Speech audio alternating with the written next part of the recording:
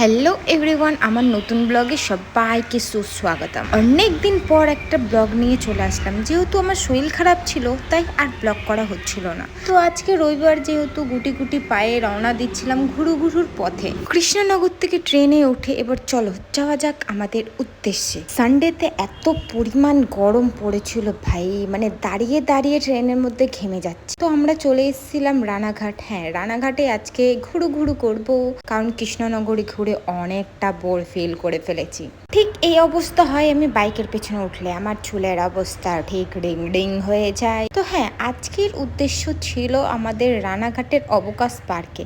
যেহেতু অনেক দিন যাওয়া হয়নি কোথাও দূরে ঘুরতে যাওয়া, এবার পালা গুটি গুটি পায়ে পুরো অবকাশ পার্কটা ভ্রমণ করা। চলো এবার গুটি গুটি পায়ে আমি এগিয়ে পড়েছি। গরমের মধ্যে যত হাঁটছি তত গরম লাগছে ভাই।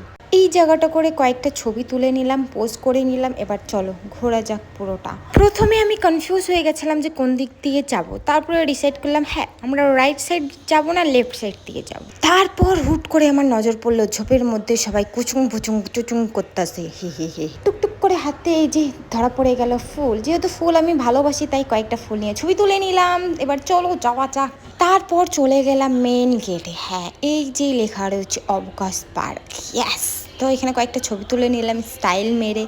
এবার যাব ব্রিজের ওপর দিকে ল্যান্ড করবো, দেখতেই পাচ্ছ। তো ব্রিজের ওখানে দাঁড়িয়ে দাঁড়িয়ে কয়েকটা ছবি তুলে নিলাম। তাহলে চলো যাওয়া যাক ভাই, প্রচণ্ড গরম লাগছে, আর ছবি তুলবো না আমি। যেহেতু বছরখানিক পর এসেছিলাম তাই পুরোটাই চেঞ্জ হয়ে গেছে। তারপর অনেকগুলো ফুল দেখে কয়েকটা ছবি ভিডিও করে নিলাম, যেহেতু ফুল আমার হেব্বি লাগে। তারপর এখানকার নাজারা দেখে নিলাম। দেখতেই পাচ্ছ চারিদিকে শুধু কপাল, সবার স্মৃতি ভরা। দেখতেই পাচ্ছ কত স্মৃতি, সবার নাম প্লাসে প্লাসে লেখা আছে। আমরা তো আর লিখতে পারলাম না, লোকেরটাই দেখে গেলাম।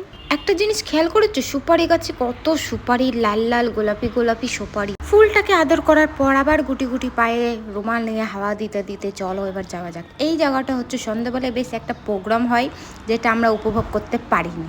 তারপর চলে গেলাম কয়েকটা পোজ দিতে। এটা হচ্ছে বাচ্চাদের খেলনা দোলনার জায়গা, হ্যাঁ, যেখানে আমার এন্ট্রি ছিল না। পর স্মাইল মুখে ধরে চলো গুটি গুটি পায়ে এবার কিছু খাওয়া যাক। যেহেতু অনেক গরম ছিল, ভালো লাগছিল না, শরীরটা একদম ক্লান্ত হয়ে পড়েছিলাম। তাও ভিডিও থামবে না, ব্লগ থামবে না। চারিদিকটা উপভোগ করার পর চলো এবার ফ্রুটি খাওয়া যাক। It's Frooti time.